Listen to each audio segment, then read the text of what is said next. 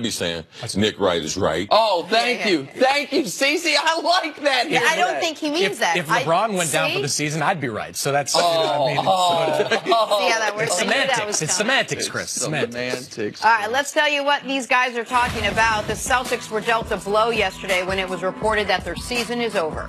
Well, specifically, they announced Kyrie Irving will miss the rest of the season, including the playoffs, because he needs additional surgery on his knee. So basically, their season is, for all intents and purposes, over. Kyrie only played 60 games for Boston this season, averaged 24 points, 5 assists per. The Celtics currently are sitting at the 2 seed and will play the Wizards if the season ended today, which it doesn't, so it's a throwaway sentence.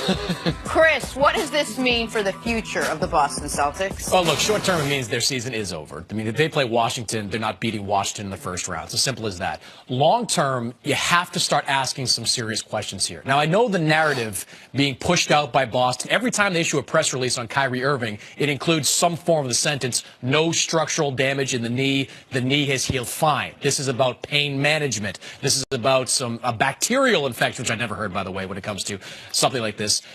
Great. Could Kyrie Irving come back, be fine next season? Yes. The recovery time puts it right around August. But this is his second major knee surgery in the last 3 years. And, Chris, you played the game, man. I don't care how minor some of them are. When you go into that knee, when you're yanking out screws, when you're cutting wires in there, that's serious. So until Kyrie shows he can play 70-plus games in a full playoff after all this has happened, you have to ask questions. If there were people in Cleveland that were disappointed that they got Isaiah Thomas because he was damaged goods. That's why they went back and got compensation after the trade.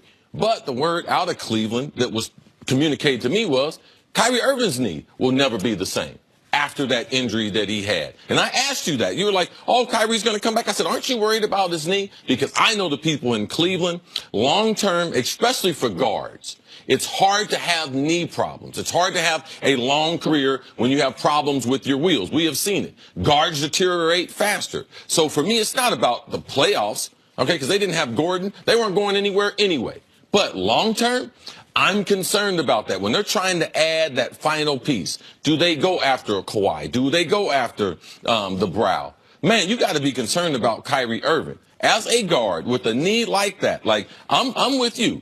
I'm reading through the little details and everything. I would be concerned. If I was a Boston Celtics fan, I believe it's more than just bacteria around the hardware that was placed in the knee. I got hardware in my foot. Just had it x-rayed last month. Guy asked me that I wanted to leave the hardware in there. I said, well, I'm not going to be playing any basketball anytime soon, but having those screws in your knee or in your foot, they are not good long term. Well, and remember the Joe Varden report from a couple months ago that said if that Kyrie was prepared, if the Cavs didn't trade him, to have knee surgery that would put him out for the year.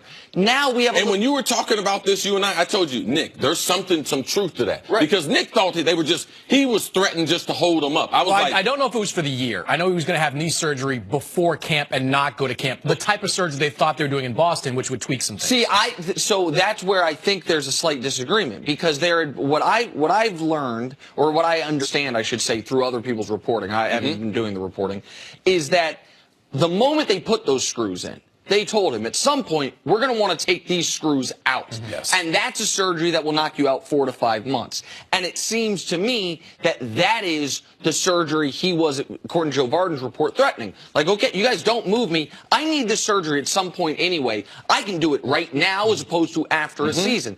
So the upside, the bright side, if you will, if there is one, is he probably needed the surgery at some point anyway. Had he waited until after the season, that delays the rehab further into next season. So that part of it's good.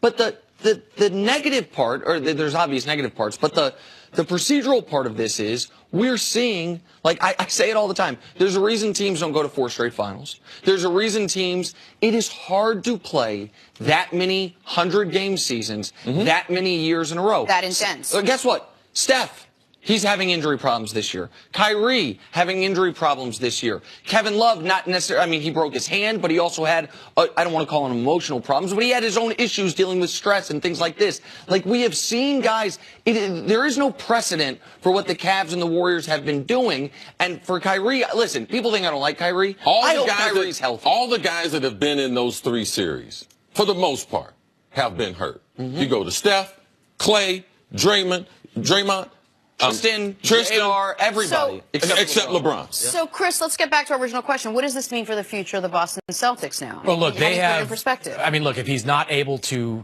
play at the highest of levels, if this continues to be an ongoing problem, they don't have a championship window. Like I wrote last night, their championship window begins next year. It opens up to some degree next season when Hayward's back, when Tatum and Brown are a little bit older. But if Kyrie Irving is dragging that knee around every All-Star break and needs procedures at various points during the season, they don't have a future. The question I would be asking, Nick, in the aftermath of that Joe Varden report, now that we have all kind of the information here, why wasn't surgery done this offseason? If you know that this stuff, like if Joe Varden knows something, shouldn't the Celtics know something? Shouldn't they have this information? If you believe, like you said, Chris, that these screws are coming out, that this wire needs to be cut, why not do it in August as soon as you get him, and then you get him back on the floor December, January? Fair question that they need to be asked. Absolutely. All right, we got to take a break now. Chris, we'll see you a little bit later in the show. Coming up, Dana White joins us to discuss all the chaos surrounding Conor McGregor. That's in 3 minutes, right here on. I ain't got my fighting clothes on. They better not start throwing stuff, Dana.